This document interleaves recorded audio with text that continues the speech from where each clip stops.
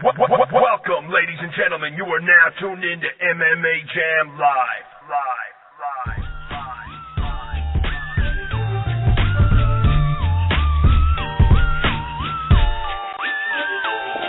We don't play them games. You don't really wanna say our names.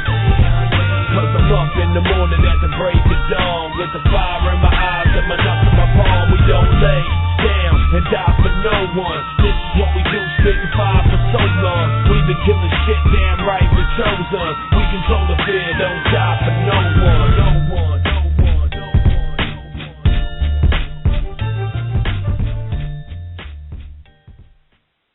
Hey, fight fans, welcome to WMMA Jam Live. I'm your host, Vanessa.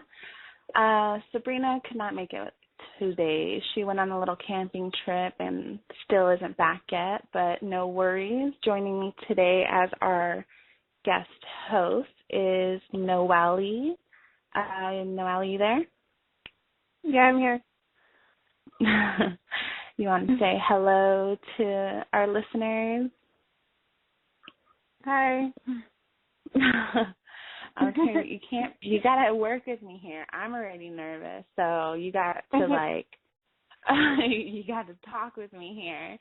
Okay. So for those who don't know you, maybe you want to give a little heads up on who you are, maybe your fight experience and whatnot. Yeah, okay. I'm Noelle. I'm from Arizona. I've been doing MMA for about 5 months now, but I've been a fan for a long time. If you don't know, Noelle had her first grappling match just recently over at Apex MMA Gym Wars. How did that end up going for you? I got a submission. I got a triangle from side control with an armbar, so it's pretty good. And that must have been pretty exciting. Like you said, you've only been doing this for about 5 months. I know this is turning into a little interview for you, but what was that like, stepping in there after all that training, finally getting that first fight? I was so nervous. All the people there, kind of freaked me out. I literally, once the bell rang, I blanked out. I, forgot everything I learned. And then, it took me, a couple of seconds to snap into fight mode, but it was fun. That's funny. That must have been a little scary, too, to everything, go blank and you have no idea what you're doing in there all of a sudden, but you're trapped in that cage ready to fight. Yeah.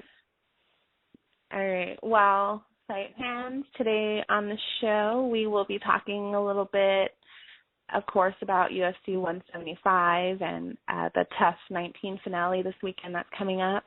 Also, we will be joined by Andrea KGB Lee, so that should be really exciting. That girl has been fighting nonstop, so I'm really excited to hear what she's been up to lately and the plans she has for the future. One thing I really did want to talk about real quick. I know this is WMMA, but this topic definitely isn't something that just affects the men in the sport, and it's Chael Sonnen.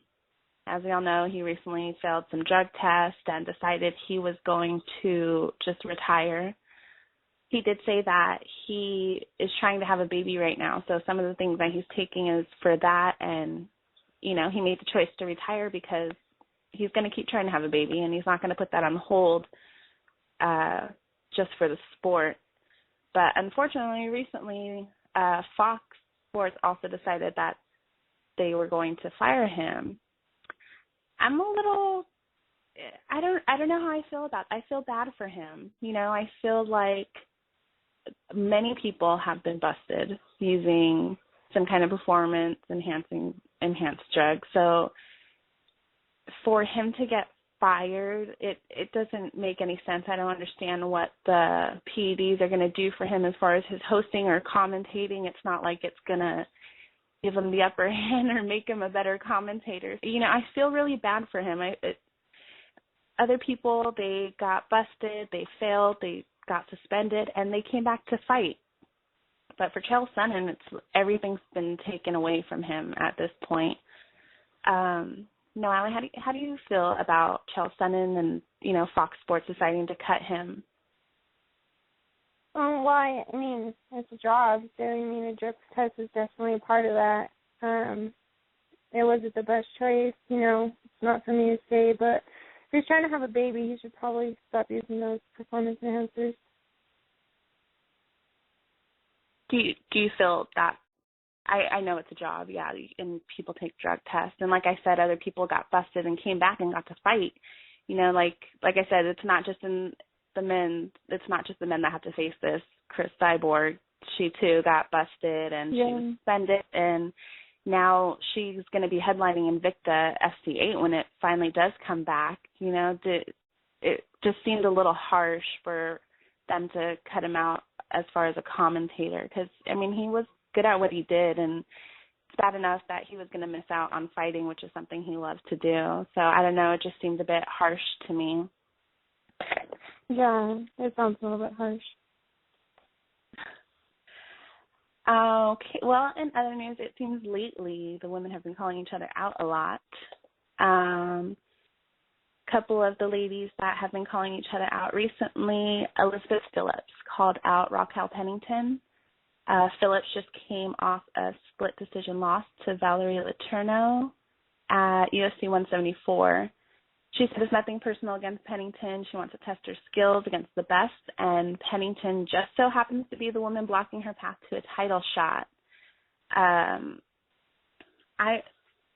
totally agree. Obviously, everybody's trying to make it to that title shot, and you got to do what you got to do. You got to fight everybody along the way to make it up there. Phillips is 4-2. Pennington is 4-4. Pennington also came off of a split decision loss to Andrade. Yeah, we know. We're bad at names here. Jessica Andrade?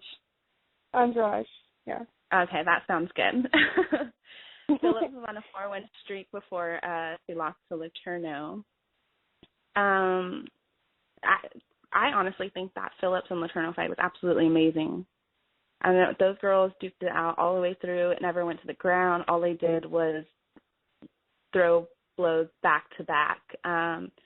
And Raquel Pennington and Andrade, that was a good fight too. Raquel Pennington really goes in there, and I think she would maybe be a good choice for Phillips. I can see them both standing and going at it just like her and Letourneau did. What are your thoughts on the Elizabeth Phillips calling out Raquel Pennington? I think that would definitely be a very entertaining fight because they're both very good strikers. I don't know if she's necessarily on Raquel's level though, like as far as like the grappling and stuff, but I think it would be a very good fight. Yeah, we're Raquel Pennington fans, obviously. We both want her to win. I would just be excited to see her back in there. Obviously, at 171, Raquel, she did a good job. It was a good fight, but I like to see more of her. After that fight happened, she just kind of, trailed off. You didn't hear too much about her. So hopefully she takes on this fight because I'd be excited. It's definitely something I would want to see. Yeah. And also, let's see, who else do we have calling? We got Sarah McMahon wants Kaufman. She said, I have to fight Sarah Kaufman next. I want a Ronda Rousey rematch more than any other accomplishment. Like we said, of course, all the ladies are going after Ronda Rousey. I did see somewhere that Sarah McMahon had said that Kaufman had actually refused 3 different fights against her. So I know that I think Kaufman was the one saying McMahon maybe is in a fight that she would want to see. What about, is Sarah McMahon and Kaufman something you would like to see next, or would you rather see them going after somebody else? I actually don't think that fight would be like very good publicity for either of them. I would like to see Kaufman fight with Misha Tate next, probably. Yeah, I get where Kaufman's coming from. She's saying, she doesn't want to fight. She wants to fight people who are coming off wins, people who are going to push her further, which obviously makes sense. I know she herself called out Kat Zingano or Tate she would like to fight against. So I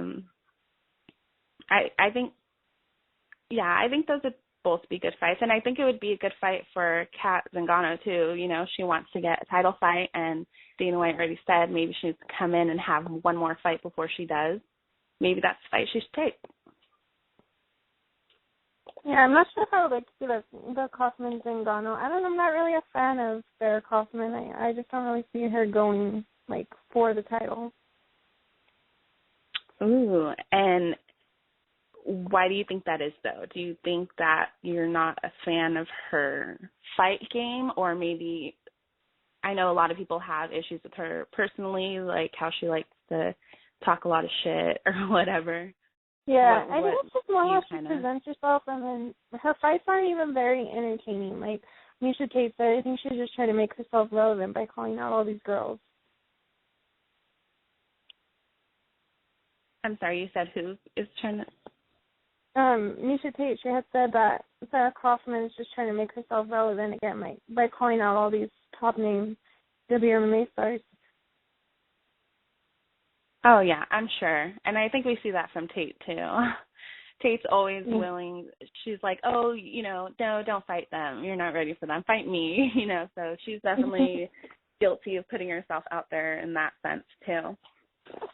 What about I think Tate? Go ahead. No, Allie. Oh, I think that Tate and Zingano would actually be a good rematch to watch. What do you think about?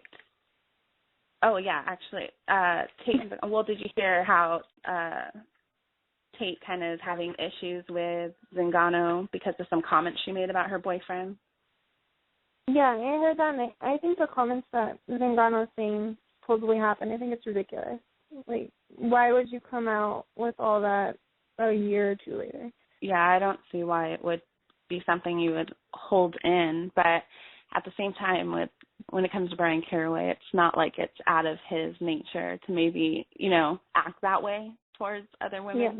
I mean, it wasn't too long ago when he was telling them that he would knock out Ronda Rousey's teeth, you know. Yeah. And the fact that she came out with it. Yeah, oh, go ahead. Oh, the fact that she came out with, like, oh, this happened, but I'm going to tell you all a year after it happened, I think it's ridiculous. Maybe just trying to build up that hype to make the fight happen, probably. Yeah. Let's see who else. We know all of the Brazilian Jiu-Jitsu women want a piece of Rousey right now.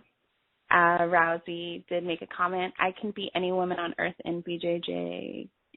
Gi or no gi in pure jiu-jitsu. Before we go on to the list of many these JJ women who would like a shot at her, what do you think about that comment that she made that she could beat up any Brazilian jiu-jitsu woman? I think it's a comment that she made that she'll probably never back up. I think there probably is, if it was a pure jiu-jitsu match, there probably is women out there who could beat her, but I doubt she'll ever put herself in a competition where, you know, she could prove whether or not she could beat them. I agree with you, and that's one thing. I believe it was Gabby Garcia who said, I'm pretty sure it was, Michelle Nicolini. She said, talk is cheap when you don't show up. And I think, of course, Ronda Rousey is a great fighter. She's very skilled. She, you know, there's no doubt about that. She's fast. She could have what it takes to beat somebody, but not everybody. To make that comment like, I'm the best in the world, I could beat all of them. It's kind of like when they were talking about her taking out, who was it, that one boxer? Mayweather. Yeah, Mayweather. Of course, if Mayweather comes into an MMA match, it's a whole different story. You know, of course, Rousey's going to go in there and take him down and have him on the ground, and that's something he's not used to. And just like if it turned around and Rousey went into a boxing match, it might not be as easy to get away from this guy punching you in the face when you can't take him down. So I don't, to make a statement like that, it's definitely very bold. And do you think that she might take that challenge? All these girls want a piece of her now that she said it. I doubt that she'll ever do any form of competition that's not MMA anymore.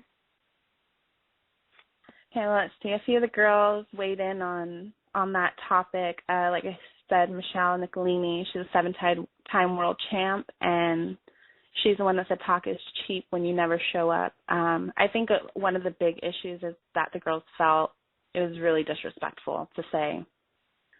I don't blame them. It's kind of just assuming they don't have what it takes. She can come in any form and take anybody out. Gabby Garcia, 8-time world champ, she stated, I rather believe she didn't know what she was saying. It's not possible for someone to display such a lack of humbleness. She disrespected jiu-jitsu as a whole. The first quality of a champion is to be humble and to respect others. I can't blame her for being upset there. What she said, definitely, that it makes sense. As a champion, you should have a certain level of respect for everybody coming in.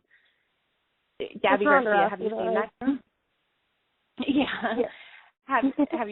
Do you know who Gabby Garcia is? Yes.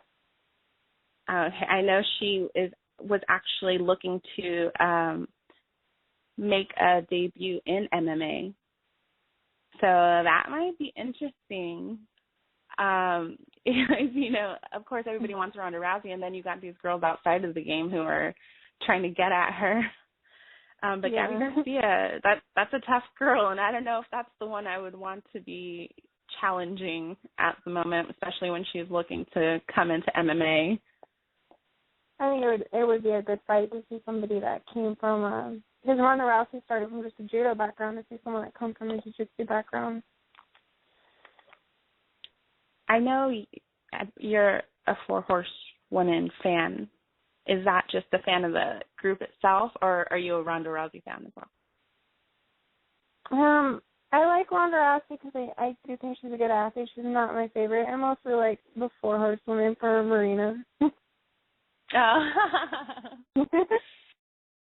Yeah, me and Sabrina were just talking last week, and I was saying out of all of them that I definitely think Marina has what it takes to make it to the top. And I would wonder if a fight between her and Ronda happened, who would win? That's a really good question. I would wonder if the 4-horsewomen would actually be down to fight each other. Yeah. When it comes to that point, like, are they willing to do that? Or if their friendship could stand through that. Yeah, because they're really close. They're a lot closer than a lot of other, groups that you're seeing just training together and stuff like that. These girls really are like best friends. I think that's been my whole issue with the 4-horsewomen. I like them all individually as fighters, but I think that coming together as the 4-horsewomen, it takes away from who they are individually. Yeah, I agree. Are you excited? Were you excited when you heard that Marina had a fight coming up?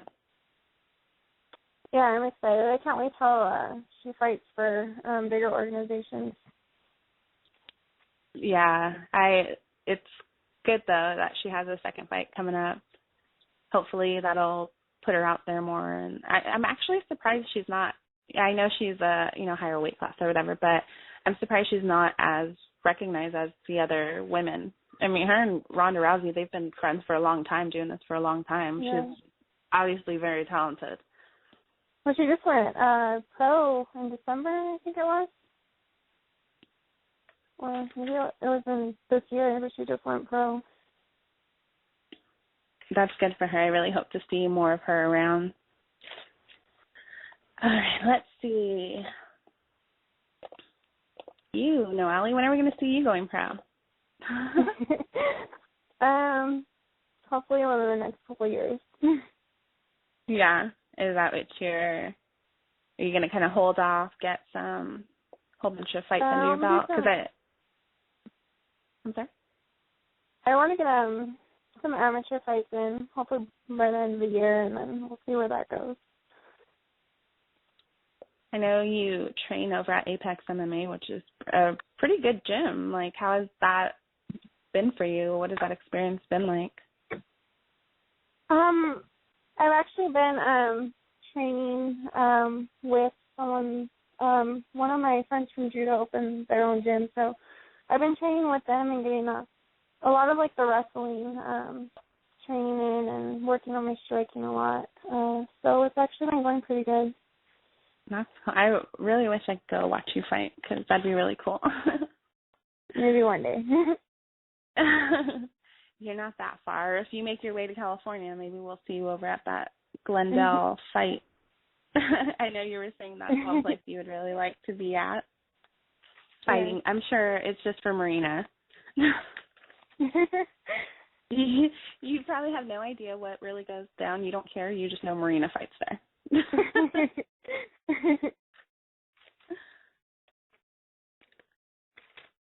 Okay, let's see. Ronda Rousey and Cyborg. Okay, well, recently Ronda Rousey said that if Cyborg wants to get her ass beat, she knows where to find her. Ronda Rousey and Cyborg fight, honestly, is it, like, I know a lot of people say they want to see it, but is that something you want to see? I think it would be entertaining, but I think that's one fight that could probably end Ronda Rousey's career. And Rousey's career? Mhm. Ooh, interesting. It's so funny. We saw what happened to Gina Carano, so. Oh my gosh, I'll never forget that fight. I can even remember Sabrina invited all kinds of friends over, and we had the TV outside and all kinds of chairs, and Sabrina was a huge Gina Carano fan, and when she lost, she was sitting there in her chair so angry. It was so funny. She was so mad. Somehow she managed to talk her friends into fighting that night with boxing gloves outside. Yeah, that fight, man, I definitely didn't see it ending that way. I mean, okay, Cyborg, obviously that woman is tough and scary, but I thought Gina Carano had a lot more in her than that. Yeah. Well, I mean, with all, like, the rumors of steroid use and stuff, I mean, I don't even know if that would be a safe fight for Ronda Rousey to take. Do you think that is really what helped Cyborg along the way? Because, I mean, when you look at her after her suspension and everything that happened, I mean, the girl still looks huge. She still looks tough. Yeah, I think that, I mean, I don't think she would have been able to beat a lot of the girls that she beat if it wasn't for, you know, the steroids and stuff. That's interesting. I definitely don't condone it. I think, you know, that's always the wrong way to go about it. And it is cheating. You know, get in there, do what you have to do naturally, just like everybody else. If you have to be using some kind of drug to make you bigger or something, maybe this isn't the sport for you. Because then if that's the case, I could just go ahead and use it and get in there and beat everybody up, you know. But I don't know. I think she definitely still has it in her. I don't think taking that away from her really is going to slow her down at all. So I must ask, I know Marina is one of your favorites, but as far as UFC, women fighting, or Invicta, who would you say is your favorite fighter right now?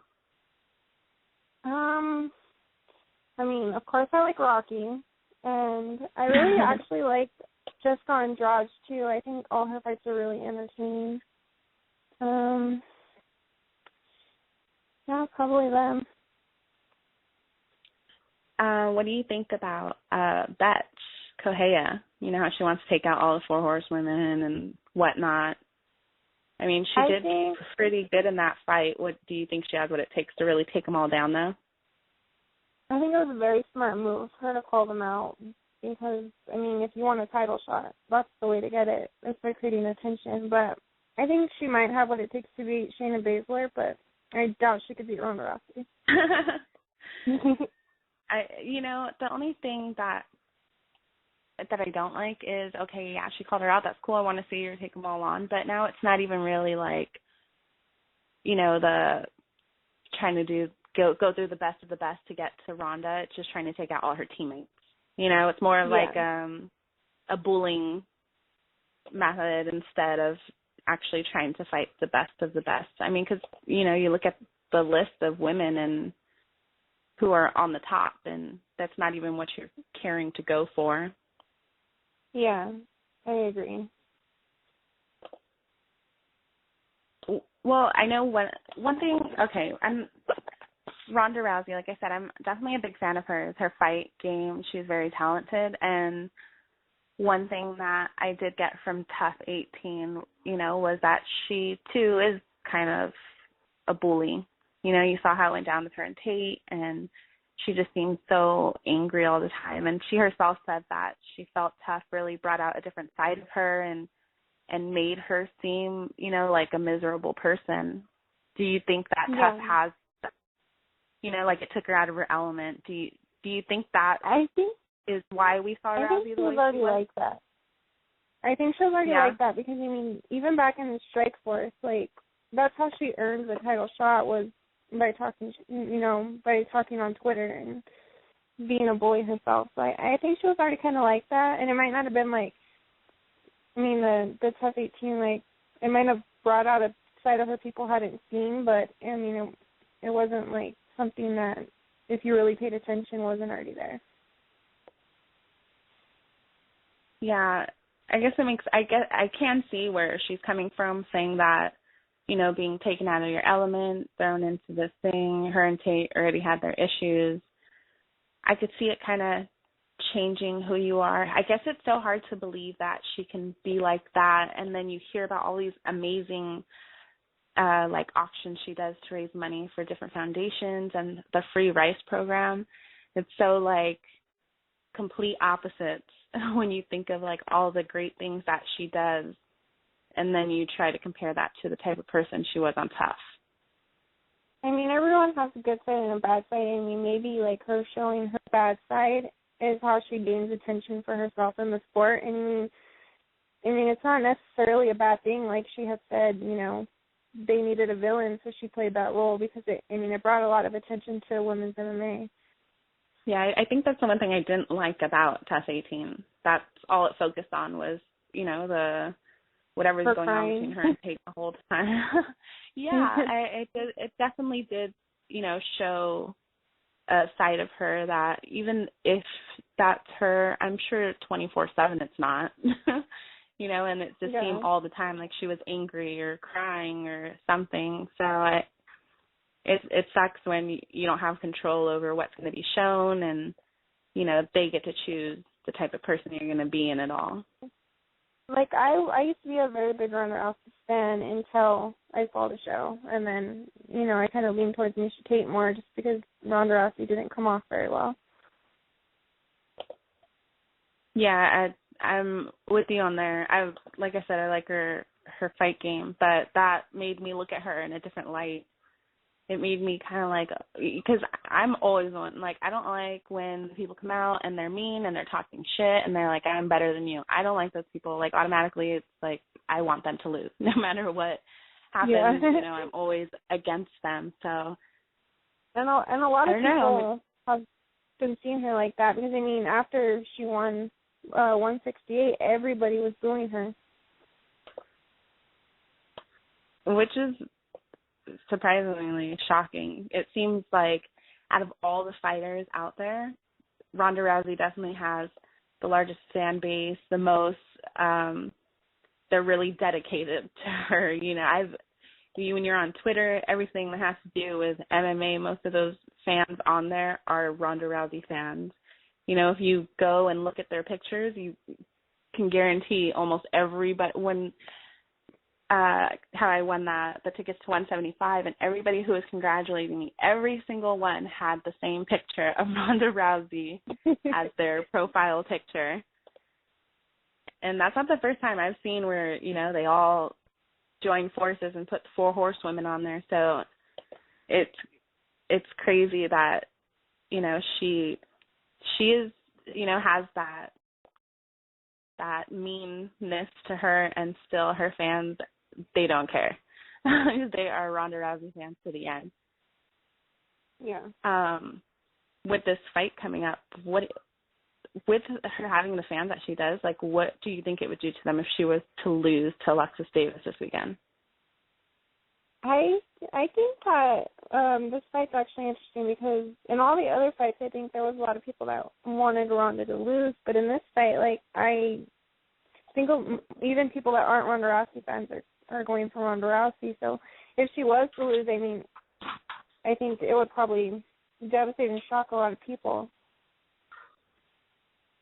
Yeah, I can see a lot of her fans just being at a loss. Where do we go from here type of thing. Yeah, I think one day Ronda Rousey will lose, but I don't think Alexis Davis is going to be the one to do that to her. Well, actually, let's go ahead and get into that. We'll kind of compare the fights. UFC 175 is this weekend, Saturday, in Las Vegas. Ronda Rousey, 9-0. Her wins are 1 knockout, 8 submissions, all by armbar. And she will be going up against Alexis Davis, who is 16-5. She has won with 2 knockouts, 7 submissions, and 7 decision wins. As far as her, Ronda Rousey obviously has no losses, but Alexis Davis has 5, and she has lost 2 by knockout, 3 by decision, never been submitted. Okay, Davis, she has quite a few fights under her belt, and she has fought some amazing women. She's fought, Jessica Ai, Liz Carmouche, Rosie Sexton, Baszler, Kaufman, Kedzie, Evinger. She has an amazing list of fighters. And Ronda Rousey, too, with just 9 fights. She's fought Sarah McMahon, Miesha Tate, Carmouche, Kaufman, Bud. Hearing that Davis has never been submitted, does that at all change your view on the fact that maybe Alexis Davis can't take her in this fight? She never been submitted, but she never fought a grappler as high as Ronda Rousey. So, there's a first time for everything. I think Ronda Rousey's more than likely going to do her common armbar first round submission. First round armbar, that's a good one. This is definitely a hard one to choose. I know a lot of people are saying Alexis Davis doesn't have what it takes maybe to take that title from her. She's never been submitted, so I think she's definitely going to maybe give Ronda a little more run for her money when she's trying to get that armbar that she usually goes for. But I don't know if you saw, I believe it's called UFC Embedded. They did a little video where they interviewed her. And in that video, Ronda Rousey was saying of all her fights, this is definitely the one that she felt the best. Her training camp, everything, none of her other fights really went smoothly, and, she was doing movies or whatever. So before, even last week talking to Sabrina, I wasn't sure where to go with this fight, but seeing that video with Ronda Rousey, she's amazing. She's an amazing fighter. We've seen what she can do, and to know that she didn't even feel like she was at the top of her game during those fights. I can't imagine the type of Ronda Rousey that's going to step into the cage on Saturday, feeling as great as she does. I agree with you. I definitely think Ronda Rousey is going to take this with a win, but I'm maybe going to take it in the second round. I think Alexis Davis might, hold her out a little bit, and Rousey will finish it in the second. Well, Ronda Rousey's striking is getting a lot better, so I think she's going to try to keep it standing with her for a little bit longer than she usually does. Yeah, I was telling Sabrina too, since she's had one knockout, and all 8 have been by armbar. I'll ask you, what do you think that maybe this? Sabrina said, if it's not broke, don't fix it. But do you think maybe she should be mixing it up a little more? That maybe people already know she's going to come in for that armbar, and that's what they're, waiting for? Not necessarily. Like, I think she should try to use her striking a little bit more. I think if she was to get like another knockout, I think people would take her a lot more seriously than they already do. But I mean, if she's so good at arm bars, and it's guaranteed she can get one, then why not just go for it? Yeah, that's why, you and Bina, you guys both train, so it's different for me on the outside looking in and being like, oh, I wonder what she's going for, an arm bar, of course, maybe she should switch it up. But actually being in there and stuff,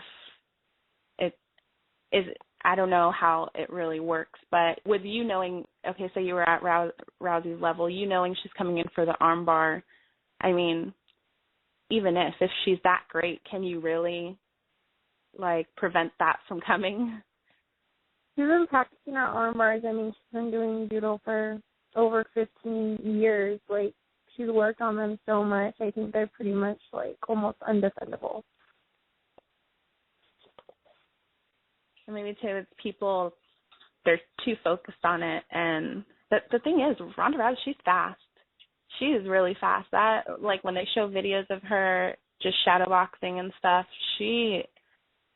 I think that's what it is. She just gets them out of nowhere. There is no time to really think about it or prepare for it coming in. Yeah, I agree. But she's gotten so much better on all the other levels of her fight game. Anything could really happen. And I think this might be the fight where, if she doesn't go for the armbar, she might surprise everybody.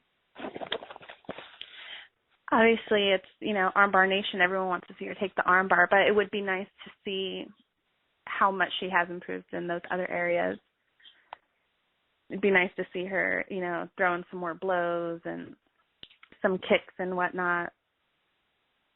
Yeah, as much as you said she's going to take it in the first round, I say she's going to take it in the second. I want to see more. I'm kind of almost hoping it doesn't end so quickly so that, we can really see the skills that she's been working on. Yeah, I would actually like to see, an entertaining, a couple round fight. Exactly. Because kind of I've waited all this time and it's over already. Especially that she's saying she wants to take a break afterwards.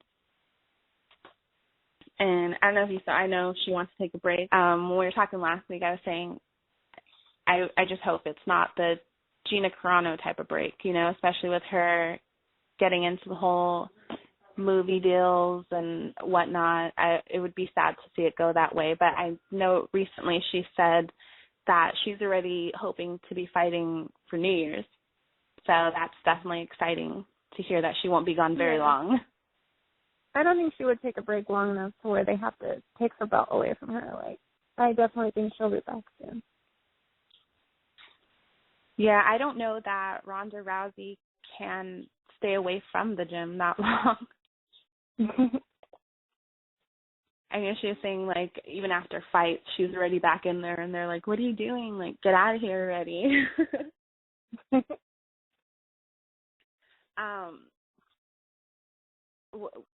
I did want the things that she does, as far as her auctioning off stuff for charities and whatnot. One of her big things is the free rice program. And I want to bring it up because I think it's such a great thing. That's what really makes my love for Ronda, the fact that she can be mean and a bully sometimes is overshadowed by all the great things she does. And the free rice program, it's so simple. We're all playing games on our phone anyways.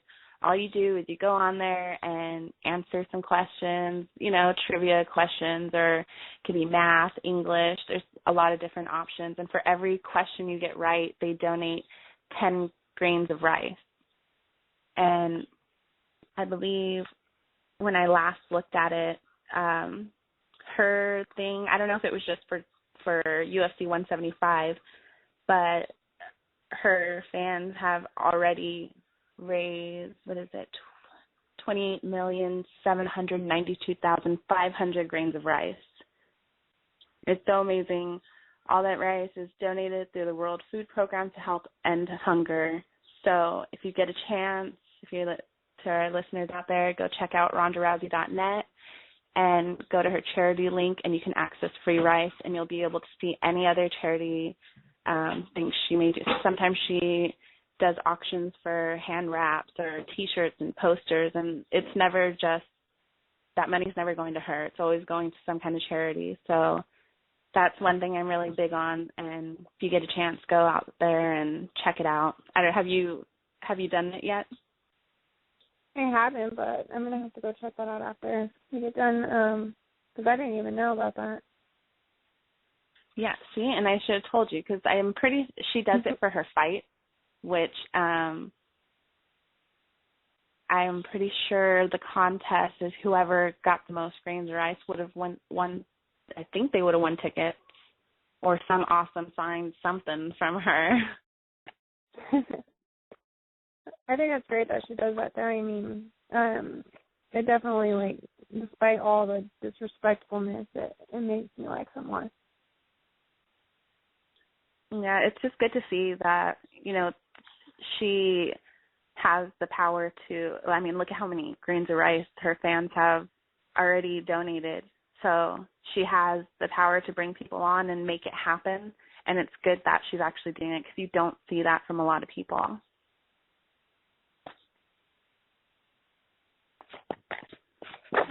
So, man, time's kind of going by pretty quick. In a few minutes, we're actually going to be joined by KGB Lee, so that should be really exciting.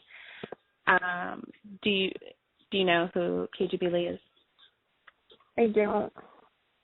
No, that girl, like a couple weeks ago, she fought last weekend in like a competition, so it wasn't even just one fight, it was like 2 or 3 fights, and then I believe she's fighting again next weekend. So this girl is nonstop. And she just got signed with XFC, so it's really exciting for her. Sounds awesome. What are your thoughts on that turnaround, though? Like in how many fights within, a few weeks? Very like having your grappling. I'm sorry?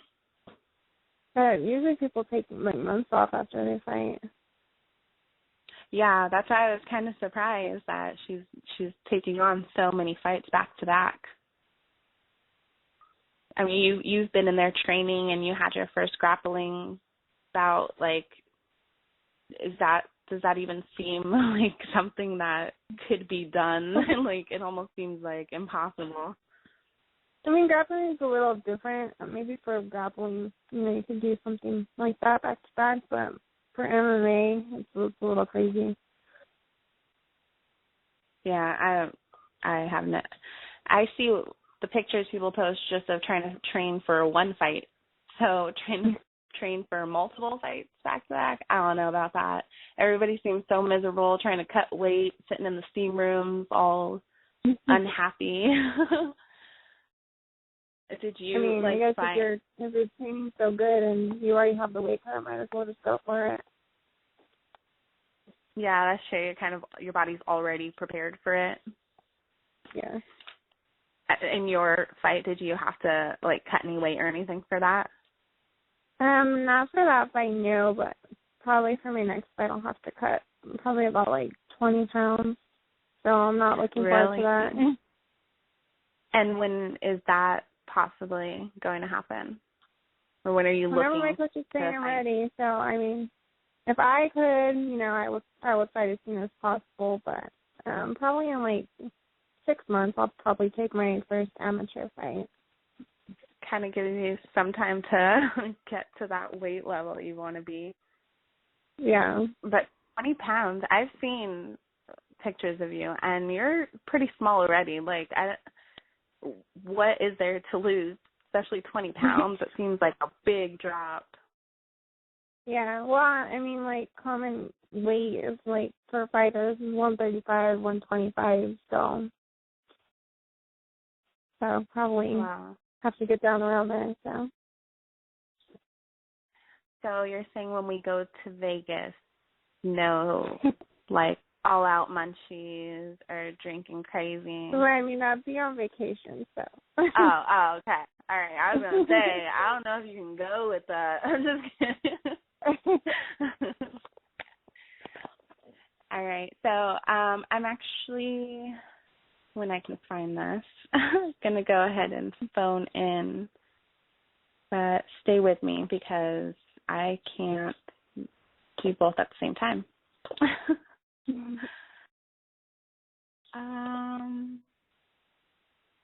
Oh, no. Excuse me. Sorry. Oh, did you also know that Sarah Morris fighting this weekend at the Tough Alley? Oh, Sonoma. Yeah. Yeah, I don't know. Who is she fighting? She is fighting Alexis. You just want to try and make me say the last name that I can't say. That's what it is, right? Dufresne. It's Dufresne. Yeah, I'm not familiar with the girl she's fighting. She's actually 5-0. And let's see, Sarah Morris is 3-1. I'm excited to see Sarah Morris fight because one thing I did notice about her during Tough is, you know, she was really quiet and seemed like, you know, such a sweet, quiet little person. And then when she got in the actual cage, like, you just saw this crazy come over her eyes and she was ready to do some damage. Yeah. It should be a good fight. She's a good fighter. And it's always good to see these girls finally fighting outside of Tough. I'm excited for the new Tough with all girls. Oh, heck yeah, me too. Don't you worry. After this, we're going to talk a little bit more about Tough 20. But for right now, I'm going to go ahead and call in Andrea. So let's go ahead and do that.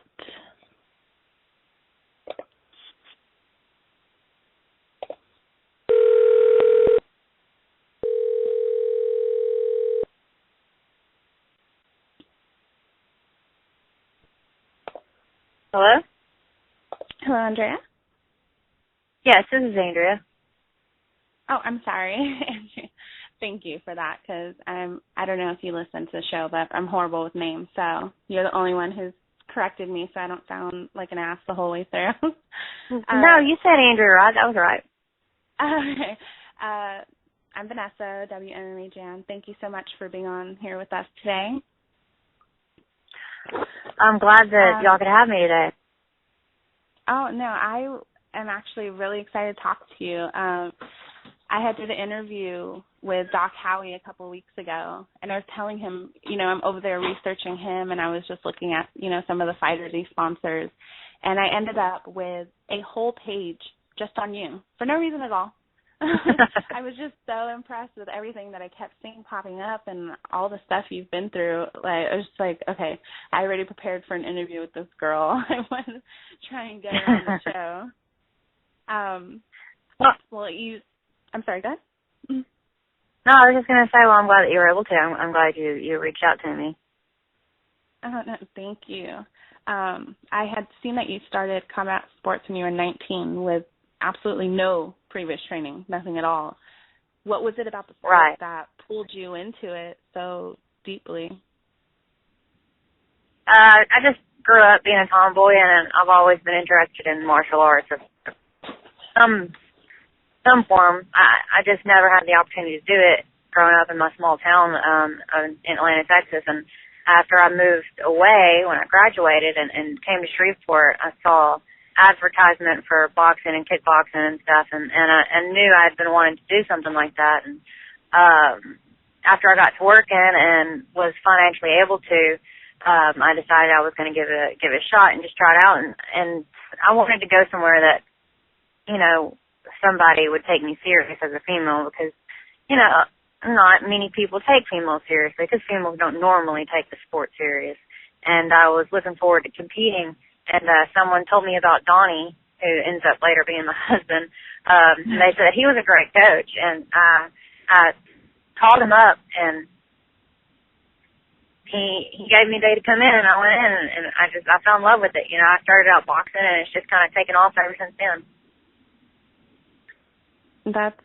It's awesome because, you, like I said, you started at 19, no training, and there's a lot of other people who start at a young age or have had a few years training in before they actually get in there.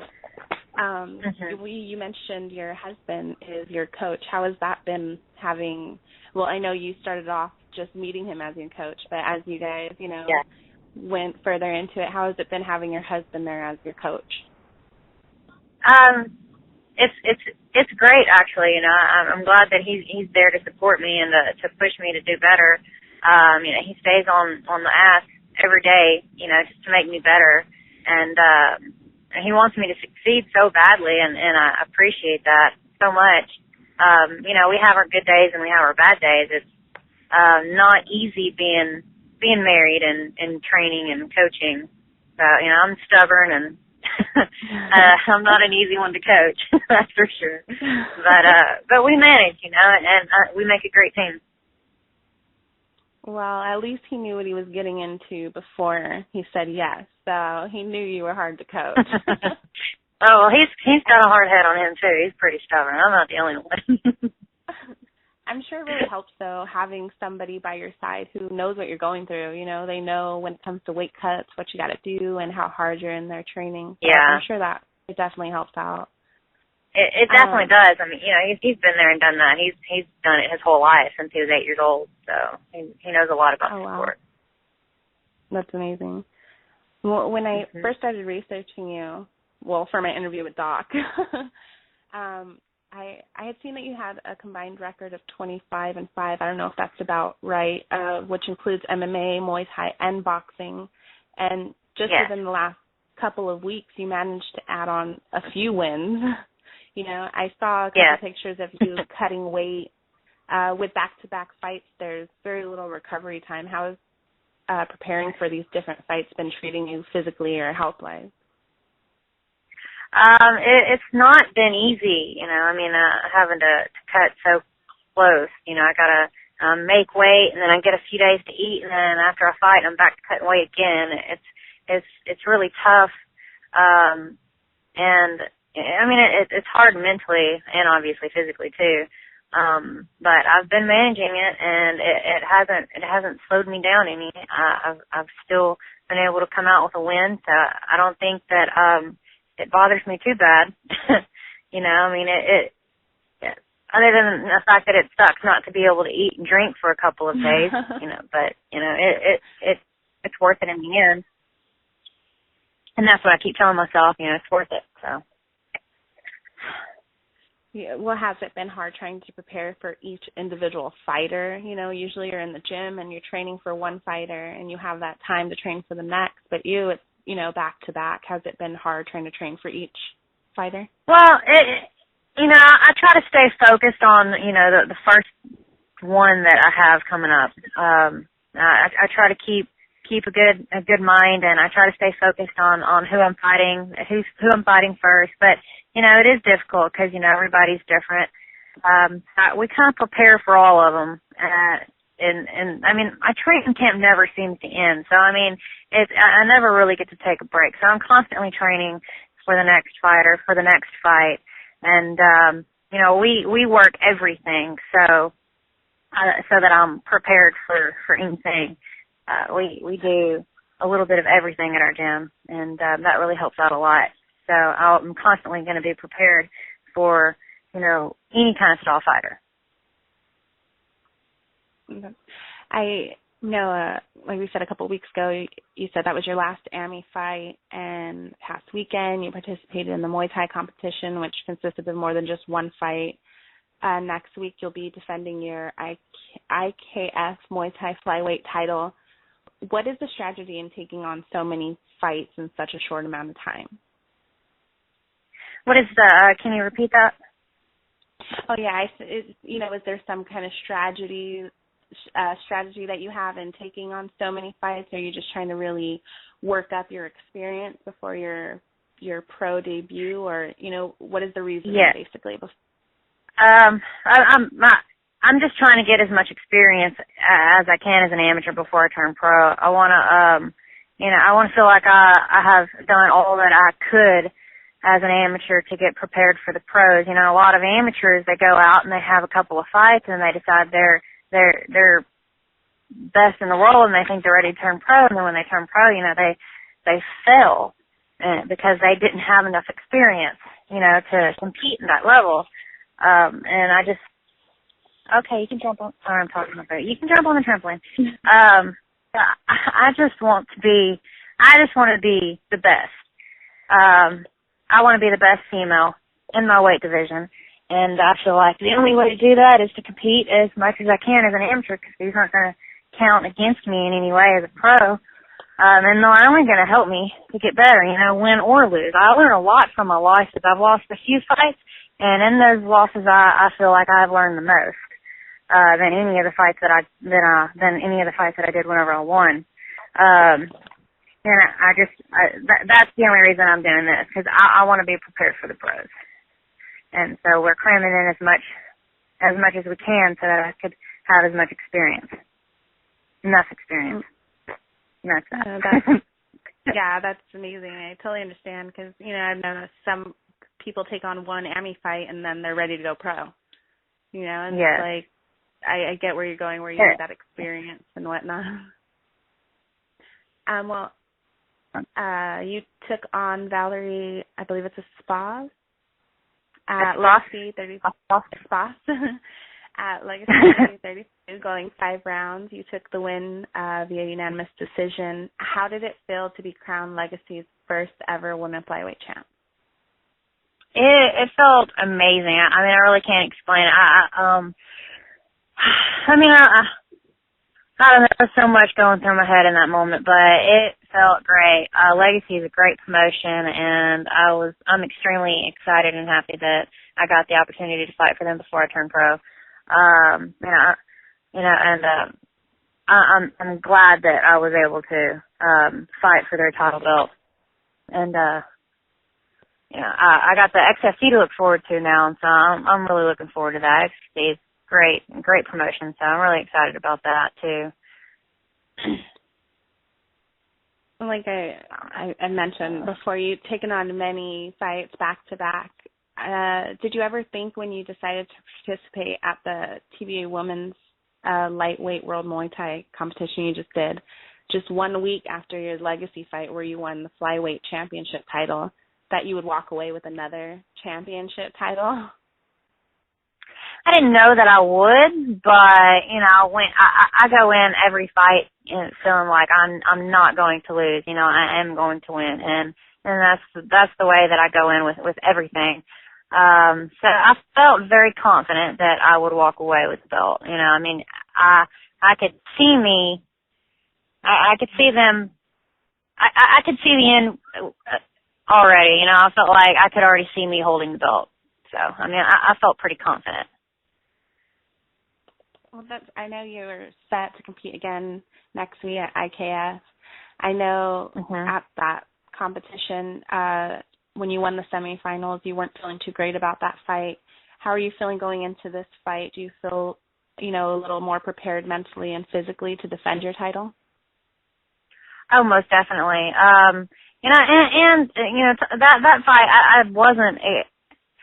I wasn't satisfied with my performance, but after we watched the video, I didn't look that bad. I'm just extremely hard on myself. But after we looked at the video, everybody was like, "You look so great after that fight." I guess I'm just a little bit too hard on myself. But yes, I do feel like I'm definitely, ready for this fight. And I already know one of the girls that I'm fighting in the championship at the IKF. I've already fought her before at the WKA, and I won. She's extremely tough though, so I know she's been preparing for me because I know she's been wanting a rematch, and this is her opportunity. So I know she's going to come in, and she's going to try hard. But I feel like I feel like I still might have the upper hand on her. But I'm not going to go and get too cocky or too arrogant, because I'm not that kind of person. I don't like to ever underestimate anybody. So I'm not going in there taking her lightly. I'm going to go in there and I'm going to give it my all, because I want to walk away with this last belt, this last amateur belt. It's my last opportunity to fight as an amateur. So I want to do my best, perform at my best, and win. Angelique. Sorry, my little girl just almost, she just fell through the spring on the trampoline. No. She's okay. She's not. She's fine. I know Kelly Carson had mentioned on Facebook that if you win at IKF, you will be the first woman in history to win the WKA, the TBA, and the IKF, the Triple Crown of Muay Thai in the same year. I mean, what does that mean to you to just know you would be the first woman in history to be taking those all? It's crazy, I mean, I never really thought I'd see myself winning something like that. I really didn't ever see myself winning like all three tournaments. I won IKF last year, and I won the WK and the TBA already. But I hope that I'm able to win the IKF again, because that would be awesome. That'd be amazing. To be the first ever to do something, it's awesome. Yeah. Well, like I said before, it just impressed me how much you've done in such a short amount of time that you've been doing this. You hold quite a few championship titles in various forms of fighting. You were the 2013 Women's National Golden Gloves champion, two-time Louisiana State Golden Gloves champion, IKF in 2013. You're going at it again this year, Legacy's first. But the list is absolutely amazing. And the greatest part about MMA is being able to use all those different combat sports or styles in one. How has it been going from, one style to the next? Is it hard trying to keep from kicking someone while you're boxing, or trying to avoid a takedown when you're kickboxing? Sometimes, I'll be up there in just a minute, baby. Sometimes it can be a little confusing. It's never really bothered me though. I'm pretty good at keeping keeping everything separated. But I do have my moments sometimes when I'm fighting and I slip up and I want to do something that is not like for instance, this is actually pretty funny. I was in this last fight for the TBA, the championship title belt. I threw a hard overhand right and I dropped Pam Fortson, and she fell out face first, and I spun around and I took her back. Okay, this is Muay Thai. It's just kind of an instinctive thing for me to do sometimes, it was there, and in my head I'm thinking, what am I doing? I can't do that. And I've had other times where I've like at the WKA where I dropped a girl with a body kick, and I saw her falling, and I closed in like I was about to clip her a couple more times, but I was able to stop myself. It happens though. I'll stop myself, but sometimes I get things mixed up. I turn to my MMA. Yeah, I can imagine. Especially like you said, you just saw that opening, and of course you're going to take her back with it, when you first see it. Yeah. I can't imagine. What I've been practicing. Yeah. It looks funny on the video, that's for sure. I can imagine, especially when you you see yourself realizing oh, I'm not allowed to do this. Yeah, it was pretty funny. Well, recently you got signed to XFC. You'll be making your pro debut sometime this fall against Susie Montero at XFC 28. How excited are you to be stepping into the cage for a pro fight? It's surreal. It's been a long time coming, and I'm happy to be with such a great organization. And Susie Montero is definitely a tough opponent, and I'm looking forward to competing against her. It's going to be a tough fight, and I can't wait. You know, I mean, I don't have anything bad or negative to say about Susie. It's just another fight that I'm looking forward to. You know, hopefully I get another win under my belt. You know, I mean that's what I'm looking forward to, making my first pro debut win. Well, you know, from your list there, I don't see that why that wouldn't happen in your favor. Susie's been competing professionally since 2011, which is around the time you had your first AMI fight. She's 2-2. Those losses, I believe, went to Jessamine Duke and the current XFC champion, Pearl Gonzalez. She only fights about once a year, though. Do you think that your nonstop fighting and experience will maybe give you the upper hand in this fight? I think so. You know, having competing constantly, it does help you a lot. When you stop competing for a long time, you know, you get stale, and you just sometimes you don't compete as good as if you would if you had been competing a couple of times a year. You know, I mean, once a year is. I'm not saying that she's not going to go in there, and I'm not saying she's going to go in there and look like crap or anything. She's a great fighter. She's tough, and she's going to bring it. She trains all the time, but I don't know. I think having fights throughout the year really can help you, you know, in your fights. So I don't know. We'll see if it makes a difference or not. Well, I know.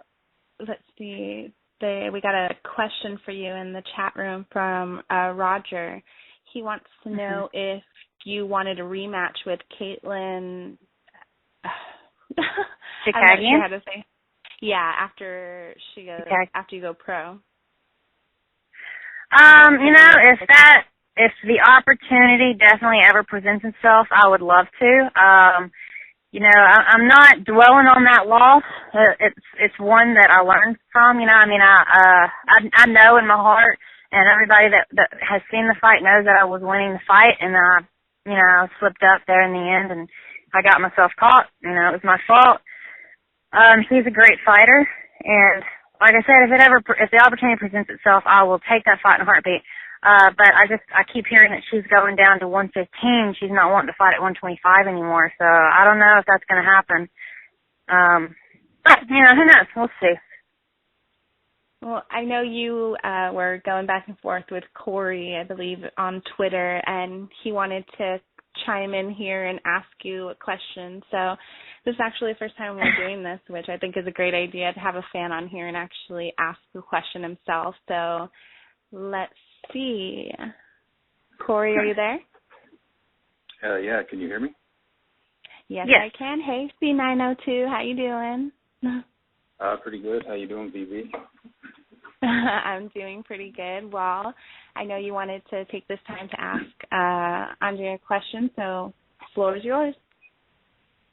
Yeah, I just wanted to, congratulate her on her recent success and everything, winning that title. And Thank you. You're welcome.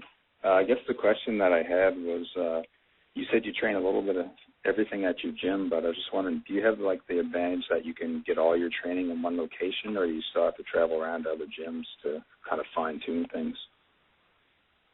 I feel like I can get everything at my gym, honestly. I have succeeded, you know, by just training. I've gone a couple of places, you know, here and there, like just a few times, but I still feel like the best place for me is at home at my own gym. I mean, I don't feel like I really need to go somewhere else to train. I feel like we have all the tools for me to make it as a pro and for me to make it, period. You know, I mean, I've come this far and I've been successful. I have great coaches. I have a great husband who has done so much for me. And honestly, I just feel like this is the best place for me. I don't think that I have to go anywhere else to succeed. So I hope that answers your question. Yeah, for sure. Because I know, like, some of the fighters that I know here in Canada, like local fighters, they have to hit up like three to four different gyms a day just to get the training in. So it's got to be pretty grueling to do that. So it definitely can be, you know, and that it gets tough traveling so much, and you know, I just prefer to be at home. We have people that, you know, sometimes come to us, you know, and they'll give, you know, some of their advice, and they'll help out here and there. But I feel like, you know, we have a great place where I'm at, and I don't have to travel. You know, I mean, we've talked about it, you know, and if you know, ever want to, just to kind of, you know, get a fresh view from somebody else, you know, we might do that. Yeah. But I think that we got it. We're great where we're at. Or I'm good where I'm at. Right, that's awesome. Just one other quick thing. I was wondering, on nutrition and diet-wise, like, have you had to change your nutrition habits or anything since you switched over to WMMA, or is your training still kind of the same stuff? It's been a little bit stricter. I mean, it's still basically the same, but it's, you know, I'm taking more protein supplements, and I've definitely been eating a lot cleaner. I try to stay away from, you know, the bad stuff as much as I can. Eating cleaner, you know, fish, chicken, and steak here and there, and mostly clean vegetables. I guess that's the basic fighter diet. Cool. Protein. Yeah, for sure. Right on. Well, like I said, that's probably all I really had for questions. So just want to say thanks for taking the time. For a fan, you know, it really means a lot to get to talk to the athletes. Anytime, Corey. Really. Right on. All right. Well, thanks a lot, and I guess thanks to Vanessa and everybody for having me on the show. And I'll continue to listen, and I'll be following you guys on Twitter and Facebook and all that good stuff. Thank you so much, Corey. I really appreciate you calling in, and I'll see you in the chat room. All right. Thanks a lot. Have a good night. Have a good one. All right. You there? Yes, I'm here. Okay. Thank you so much for taking the time to answer those questions. That was really awesome of you. No problem. Well, usually one of our other questions from our chat cheerleaders is from Neil, and this is definitely a little out there, but fortunately he's not with us. Hopefully he'll be able to listen in later and hear your answer. His every interview we have, he asks us to ask this. So, who do you think would win between a gorilla and a crocodile? A gorilla and a crocodile. I don't know. Maybe a crocodile. Ooh, they're pretty mean. Well, I mean, if the gorilla happens to be anywhere around, you know, water, I feel like if the crocodile was to attack a gorilla around his element, then you know, take him under and twist him. I don't know. I mean, crocodiles are pretty vicious, but so are gorillas. But I think a crocodile would win. He's a wrestler. Yeah, crocodile's a wrestler. Most people don't choose the crocodile, surprisingly. Always the underestimated one, the underdog. Yeah. I mean, you never know. It's not always big, scary guy that's going to win. Sometimes the little guy wins. Well, got the wrestler and then the Donkey Kong, the hammer fister. Right. I think the wrestler would win. I don't know. Awesome. Who do you think would win? You know, I've heard a lot of good explanations of why or who, and I honestly like the whole idea of the crocodile. You know, yeah? I think it's more of a skilled fighter. Yeah. You know, compared to the gorilla coming in and just being big and scary looking. I think the crocodile is going to chomp down on that gorilla and not let go and spin around and take it down. Yeah. I mean, crocodiles can be, I mean, they both are vicious animals. But, I don't know. Guess we'd have to ask an expert who might have seen something like that. Well, I really enjoy talking to you. I loved having you on. I appreciate you taking this time to talk to me, to talk to the fans. Before I do let you go, can you let your fans and our listeners know where they could find you on social networking? Also, if you'd like to give any shout-outs to anybody. Oh, yes, you could find me on my Facebook page. It's Andrea KGB Lee. And also have a Twitter account. It's Andrea Lee Aaron. That should be, it's ANDREALEEAARON. That should be pretty easy. And then, like I said, Facebook page, Andrea KGB. And yes, I would like to give a shout out to most of my sponsors that I have right now. Let me see. Okay, first, Classic Stone, Classic Stone Interiors, Pro 27, Larkin Development, Amber Elite Sports. Thank you for all the awesome gear you give me. Cash Time, Lee's Heating and Air, Dement Brothers Old School Boxing, and Health and Grayson Academy, and XINX, and you know what?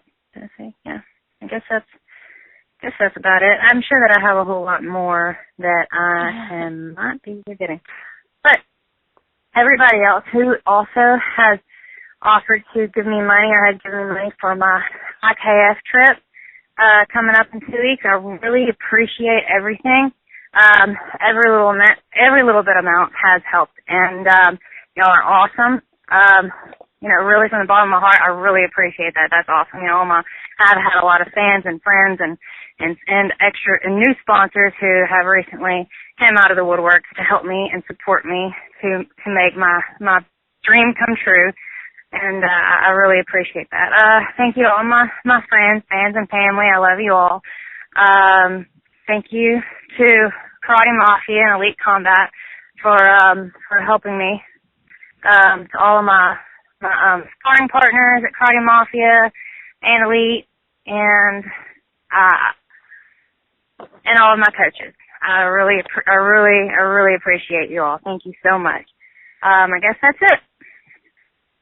All right. Well, again, thank you so much. I really enjoyed talking to you. You're hilarious. You have such good spirits, and considering you've been cutting weight nonstop the last month, I'm surprised you even have the energy to talk to us. So I really appreciate that. And thank you. I'll make sure to send out a tweet. I know you're trying to raise some money for your last AMI fight, so we'll try and get that out and see what we can do for you. Oh, thanks. That'd be awesome. Right. Appreciate that. All right. All right. Well, I'm glad to. Great day. Huh? I was just saying, I'm glad to be on the show. Oh no, I'm so happy to have you. Thank you. It was so much fun.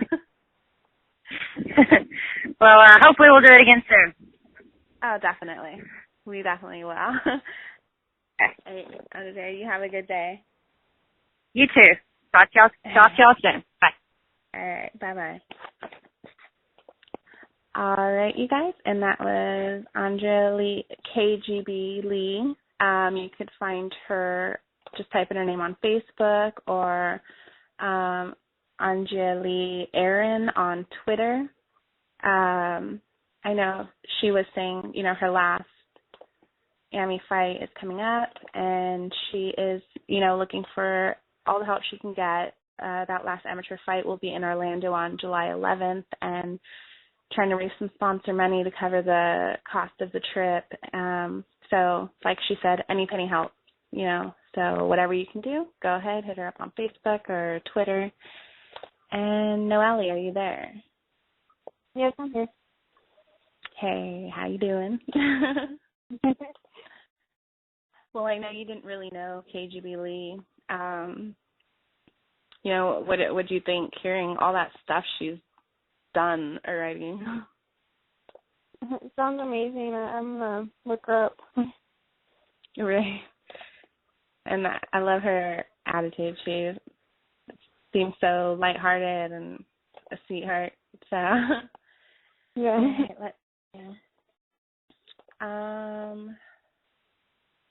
We're just gonna be on here just for a few more minutes. So hang in there. You're doing great. Is it as bad as you thought it would be coming on here? Still a little nervous. You really have been doing great, so don't worry about it. Well, we said we were going to talk a little bit about Tough 20. They made an announcement this week. They're going to be doing Media Day tomorrow, actually, to reveal the full Tough 20 cast, including the 8 fighters that were chosen from tryouts. The girls we do know for sure are Keisha Torres, Beck Hyatt, Felice Herrig, Carla Esparza, Alex Chambers, Rose. Do you know how to say Rose's last name?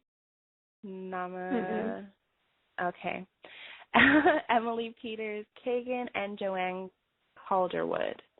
All those are for sure got a shoe in, and we're going to be introduced to the 8 fighters who tried out for it. I'm excited that they're not making us for anything, that they're giving us a little something, even if it is just getting a chance to meet all the girls. From those that you do know that are going, is there anybody that you're more excited about seeing? Or I'm excited for Carla Esparza. Esparza? Yeah, and Felice Hager. There's definitely a great list of women on there. I'm excited to see what it's like going to be in that house, though, with all those girls. All those girls, yeah. Some of them, like Felice Herrig, she's hilarious, and they just like to have a good time and joke around. I just wonder how everybody else will take that, Just a house full of women. I mean, we've seen Bad Girls Club, right? We know that doesn't usually end well. Hopefully it won't be that bad. I know, right? Well, especially because they're all fighters. Like, it's even worse. Like the slaughterhouse. I know, right? That'd be funny. Well, who are you hoping makes it into the house? I don't know if you know the girls that have tried out or... Yeah, I'm not familiar with who tried out for it, but I'm sure there'll be a lot of good talent on the show. Yeah, like I said, it's awesome. We get to know the girls instead of having to wait. Because when does it start? In like August or September or something? September, I think, yeah. See, it's so close, but so far away. That's not fair. Yeah. Give me one sec. Sorry. For those who don't know, Noelle is actually we're going to Vegas together. Going to be staying in a room, going over to the Fan Expo. How excited are you for this weekend? I'm very excited. Should be interesting. Yeah, have you seen that list of fighters who are supposed to be making it? Yeah, and then I know there's going to be more fighters that aren't even on the list that are going to be there as well. Yeah, I was going down the list of people who are for sure going to be there signing, and it was like all the top fighters, like all amazing fighters, and just to know there's going to be people walking around for fun too, like this is crazy to have the opportunity to meet all those people in one place, especially in Vegas for 4th of July weekend. I'm definitely going to be starstruck. Yeah. Me too. I am super excited. I'm super excited that the fights are going on. No, you want tickets to the fight? Oh my God. It still doesn't feel real. I can't believe I won those tickets. For those who don't know, we're talking about Ronda Rousey. When her fights come around, she usually always does some kind of contest to try and win on Locker Dome, and I somehow won the grand prize. I got 2 tickets to UFC 175 and an exclusive meet and greet with her, which I believe I'll be meeting her on Sunday. That I had a message from, do you know Trinidad? I believe he's DJ, but he is the biggest fan ever. Like Ronda Rousey, 4 Horsewomen, the biggest fan ever. So I had a message from him on Facebook, and it was like, oh, tell the champ I said hi. And I was like, what is he talking about? And he's like, you won. And still I was like, what did I win? Like, what? And then I go on Facebook, and there's all kinds of messages from people like, you won, you're so lucky. And all day I was like in shock. I can't believe I have the worst luck ever, so I don't even know how that happened. Even the lady from Zions called me, and I was like, I was really just hoping to win a cool can with her picture on it. I know you were looking forward to going to the pool party. I know we're not going to really be there in time for that. Yeah, but there's a lot of other things going on. They're having the free concert and, you know, different events going on. What are you looking forward to most? Probably meeting all the fighters and going to the Fan Expo and just being in Vegas for the 4th of July, watching the fight. I'm just hoping we get to see as many fighters as we hope, considering those lines look. When I was looking at the pictures from the past events, and they seemed like stuffed with people, I was like, oh no, I don't want to spend all day in line waiting. Who are you most excited to meet? Come on. Unless I even have to ask. That doesn't even make sense. That is so funny. I think you're just. You might be the starstruck one. Yeah, definitely. Seriously, like, obviously, I want to meet Raquel Pennington. She's one of my favorite fighters, and it's kind of cool because with Redemption Martial Arts, she's an ambassador, so that would be really cool too, to meet with her. I think the one I'm most nervous about, though, is Ronda Rousey. Not gonna lie. I wonder if she's gonna be mean to you. I know. my luck. It's like, I heard your show.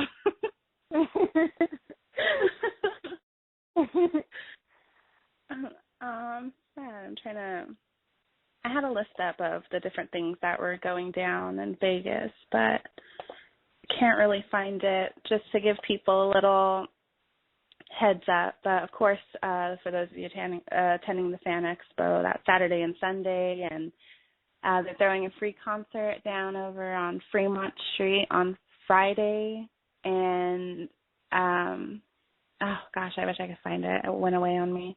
But I know a lot of the Octagon girls are going to be doing, you can meet them at a lot of the, the viewing parties. They're going to be having at quite a few places, and some of the Octagon girls will be over in those places too for you to meet. I'm excited. I'm excited for the whole weekend, all the fighters. Definitely excited to be going to UFC 175. Tough finale is this weekend. Did you watch Tough at all, Noelle? No, I didn't watch this season. It's not as exciting without the girls.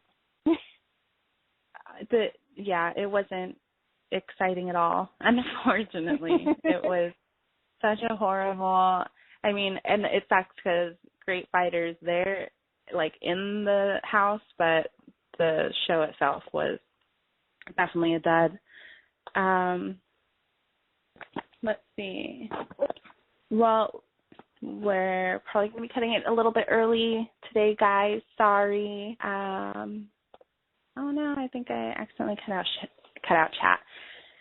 Well, before I go, first of all, let me give a big thank you to Armbar Nation and Zions for the opportunity to go to 175 and to meet Ronda Rousey. This is my first ever fight going to, so I'm super excited. Never thought it would be this way. I'm so excited. Armbar Nation, if you go onto armbarnation.net, they got so many great clothes and wristbands and like, it's not Under Armour. What is it? Like Under Armour. But for pretty cheap too. And if you go on and enter Zions, you get 15% off. So now's the time to do that.